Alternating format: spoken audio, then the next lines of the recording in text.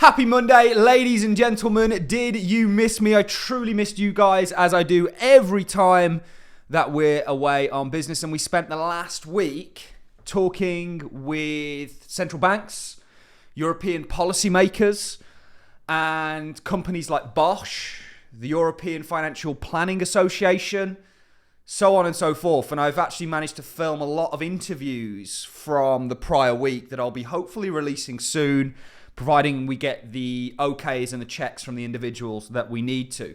But the fact that I was at a crypto conference and actually hosting a number of panels at a crypto conference where there was the attendance of 4 central banks, policymakers, financial planning operators, so on and so forth within the EU that knew far more about this stuff than I do and I'm trying to learn, really shows just how far this industry has came. And I know it's a bit doom and gloom on this Monday, you know, because the price of the cryptocurrency market is down. I think markets are somewhat looking for a government reopening. We're going to kick things off with a comment from Scott Bessent. Obviously, it was Halloween the other day. It wasn't a big thing in Croatia where I was at this conference. But actually, Halloween isn't just Halloween. It's actually the day that this entire industry started with the Satoshi white paper, a piece of literature that's literally changed all our lives and going to continue to do so in a big way as distributed ledger technology becomes a pinnacle technology that underpins the financial world as we know it. And talking about that, I also want to look at what Christine Lagarde, as I've literally spoken to central bankers, had to say about the digital euro. And how many of you guys know that the digital euro actually has nothing to do with distributed ledger technology? It doesn't run on DLTs at all. That is contrary to the belief of the majority of people. In fact, what's even propagated in crypto, the digital euro it has zero to do with crypto. Nothing at all. Now, the ECB and other central banks are working on pilots that do involve distributed ledgers, mainly for wholesale CBDCs and tokenization. But the digital euro is and has nothing to do with crypto. And that's an insight from the horse's mouth that I can definitely share with you. So we've got a lot to get into as always in this daily market update. We're going to be talking about what's circulating on Twitter right now, and that is that the Federal Reserve just pumped money into the banking system through the overnight repos. We'll be looking at a number of takes from that. The overnight reversed repurchasing agreement, the repo market, has literally been drained from 2.5 trillion all the way down to 51 billion. That'll be like a 90+%, 98% reduction. Talk about a little bit of ETF flows. We'll look at the crypto market through the lens of the charts. But really where I want to start is with, before we get into the digital euro and everything else, what Scott Bessent had to say on Halloween. 17 years after the white paper, the Bitcoin network is still operational and more resilient than ever. Bitcoin never shuts down. The Senate Dems could learn something from that. It's getting spicy. We are still, unfortunately, in this sort of US government shutdown. And that's affecting crypto legislation. It's affecting economic data. We're supposed to have non-farm payrolls on Friday, which is a key piece of economic data that I look at the start of every month. Can often set the pace for the month ahead. We're probably not going to get that due to this government shutdown. And I think actually the markets, one thing that they don't like, in my experience, is uncertainty of any kind. And a government shutdown is kind of perhaps introducing that maybe from an economic data point. And I think maybe that's weighing on things somewhat. However, our overarching opinion on the S&P and the markets generally is that they're in a really good place and they're going to continue to go higher. Whether that's due to good economic data, I perhaps think not so much the case. More so the kind of stage of the fiat systems or public money is probably a better way to put it. And how assets are weighed up against that, given what's going on with it internally. There's a kind of shift taking place or an evolution of value happening before our very eyes. And I understand that there's a fatigue in the crypto space, but there need not to be if you understand the bigger picture here. Volatility is just inherent with such a small market. We saw that a couple of Fridays ago with the liquidations. I think crypto exchanges really have got away with that. You know, $20 billion they essentially took from retail. Not us. We don't incentivize or promote the game of leverage trading in crypto because I ultimately think it's detrimental. You guys have given me so much, and I'm never going to. A hungry shepherd is one that neglects his flock. And that's not what we're trying to do. So very interesting, I think, again, talking about being at a crypto conference with central bankers, how many people on YouTube do you know that talk about crypto every day that have literally sat down with central banks? Name one. We're doing that, and we're doing that for you guys, really. But just like there were central bankers at a crypto conference, very much makes you wonder and think. We've got the Treasury Secretary of the United States literally shouting out Bitcoin for being sturdy. And I want to talk about the digital euro for a bit, because it's very interesting. I think the misconception is that the digital euro runs on distributed ledger technology. There's zero evidence for that. In fact, that's not the case, and I've had that from the horse's mouth. Central banks are technology agnostic, and I think you have Mika, which I think people really don't understand. Mika really came about to combat Facebook's Libra, but the digital euro is not a crypto project. Maybe there'll be some sort of way it can intertwine with the cryptocurrency space, but the actual the digital euro doesn't run on distributed ledger technology. I can tell you that much. But I wouldn't see it as much of a threat, because I think the private market is going to innovate money far faster than actually the European Central Bank here. And I think they've dropped the ball with not embracing this technology like the US has.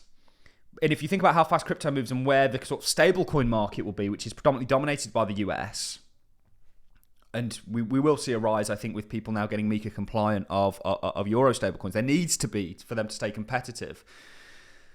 I don't think people should worry about the digital euro, because I think there'll be an alternative. And actually, with all of this, central banks are still going to permit cash. There's no need, whether they change that agenda later on, they still uphold people's rights, certainly in a lot of European nations, for citizens to use and utilize cash. And I think people are putting too much on the digital euro, which, according to Christine Lagarde here, she says comes out in 2029. Let's dive into this. Hello. I have good news for you on the digital euro front. Today, the Governing Council has decided to move ahead on the next and final phase of the preparatory work for the digital euro.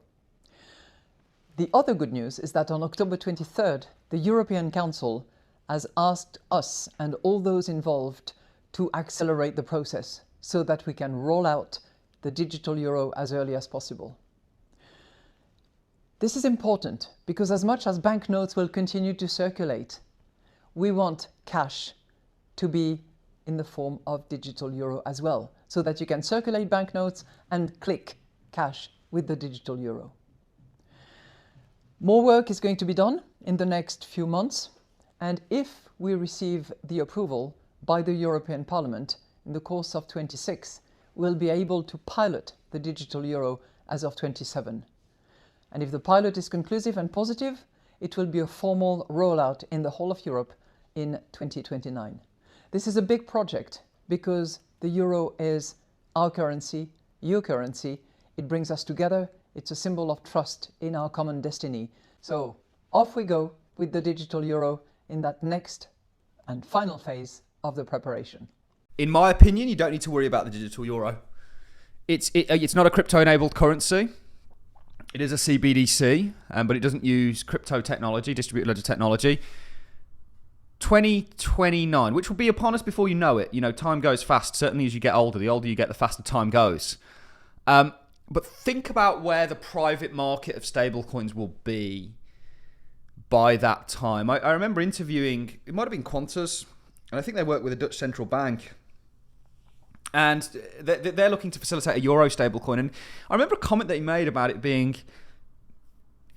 almost nonsensical, the whole thing, and not quite the way forwards, and actually a missed opportunity in regards to embracing stablecoins.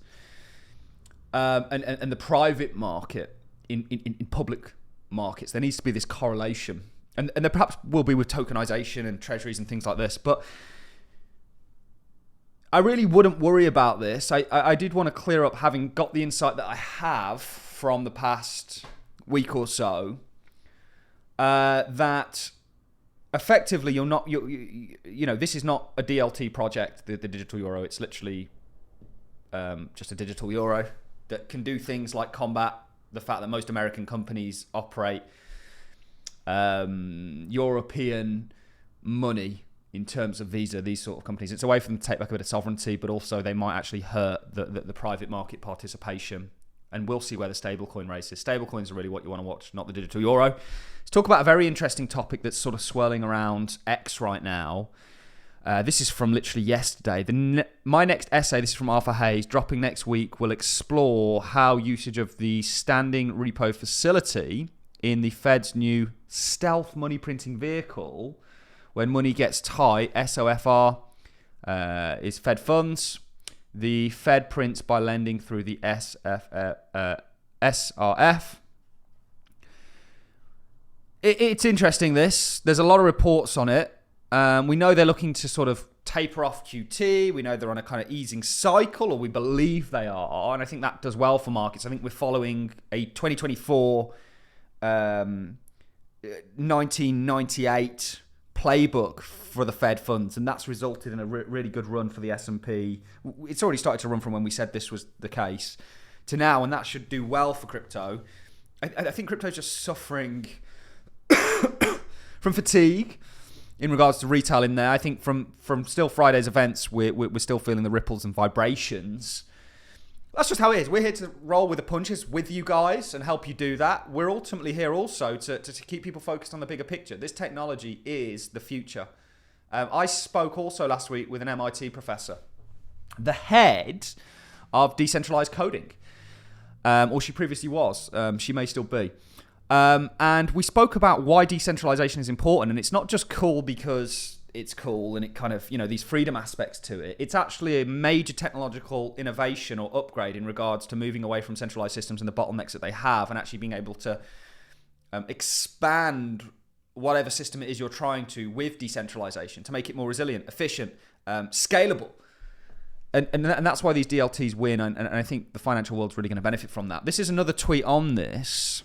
Breaking US banks, Federal Reserve just pumped $29.4 billion into the US banking system through overnight repos. This amount far surpasses even the peak of the dot-com bubble.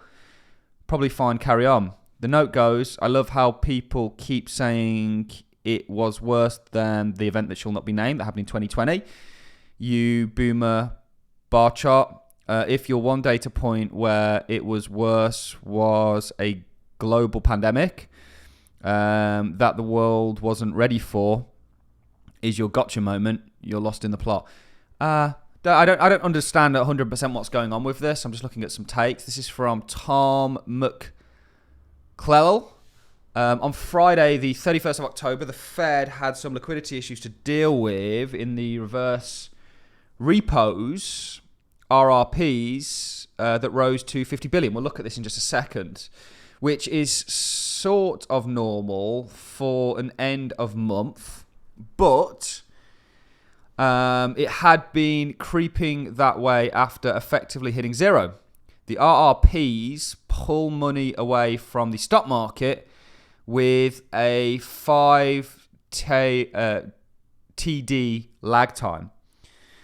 Now that's interesting. This is a reverse repo, inversed, shifted 5-day forwards.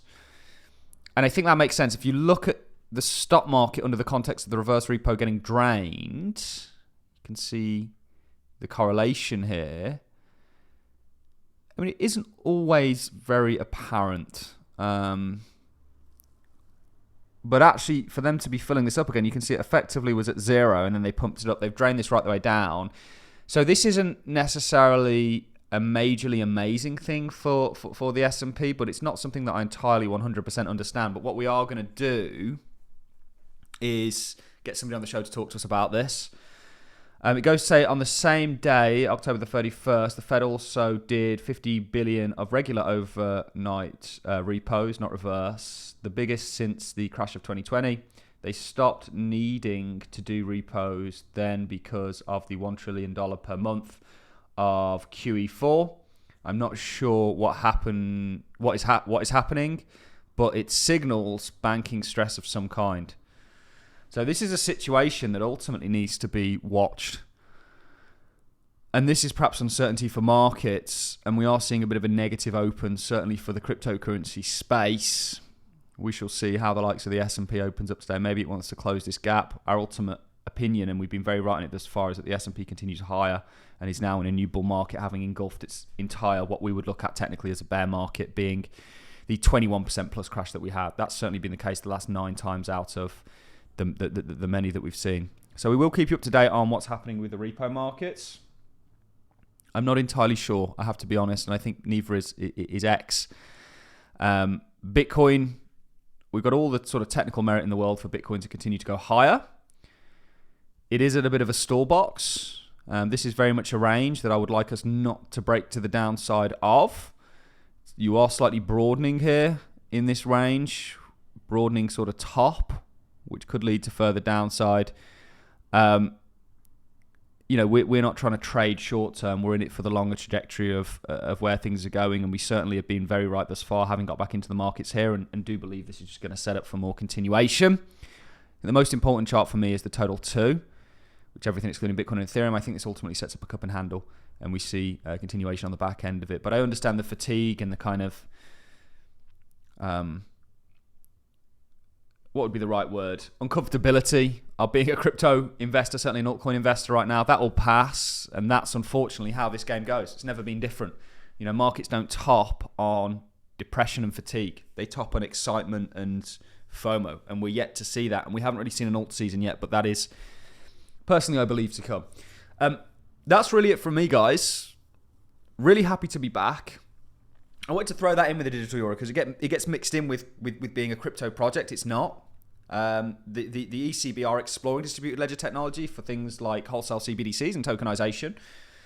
And actually the ESMA, the European Securities Market Authorities, have been working on their DLT pilot regime really since MiCA, and are clearly exploring this technology. And there is going to be a private element, if you want to be successful, I believe, to all of this. But, I think there's a major misunderstanding with what's actually going on as far as sort of crypto Twitter and YouTube's concerned. But we're sort of lucky that we get to speak to actual central banks and people facilitating policy or contributing to policy. And we'll share our insight with you as much as we possibly can. So a lot happening. The space has come a long way.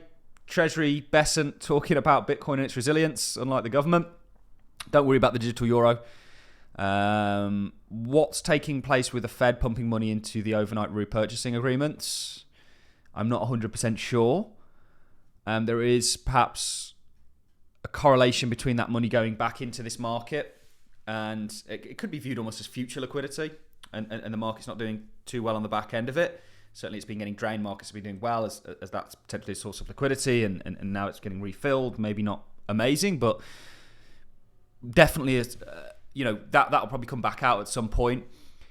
There's a hell of a lot going on. Unfortunately, I think with the government shutdown, the markets are still a little bit uncertain, a little bit broadening in regards to Bitcoin. We could be in for a bit of a further correction, but hang in there, guys. Ultimately, I'm going to continue to purchase cryptocurrencies that I think are fundamentally going to play a major role in the world that we're moving towards. That's really it from me. I'm going to love and leave you all. Thanks, everyone, for watching, and I'll see you all in the next one. It's glad to be back.